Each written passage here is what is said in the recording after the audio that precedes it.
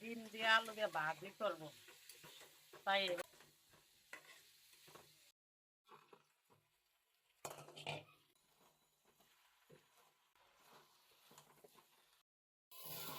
আমার ডিম আর আলু ভাজিটা হয়ে গেছে, এখন নামিয়ে নিব। আসসালামু আলাইকুম, আপনারা সবাই কেমন আছেন? আশা করি সবাই ভালো আছেন। আলহামদুলিল্লাহ আমিও আপনাদের সবাই ভালো আছি। তো আমার রান্নাটা কেমন হয়েছে সেটা কমেন্টে জানিয়ে দিবেন। আর আপনারা আমার চ্যানেলে নতুন হয়ে থাকলে আমার চ্যানেলটা সাবস্ক্রাইব করে দিবেন, আমার ফেসবুক পেজটা ফলো দিয়ে রাখবেন। আপনারা সবাই ভালো থাকবেন। আল্লাহ হাফেজ। তো ভাজিটা হয়ে গেছে, ভাজিটা এখন নামিয়ে নেব।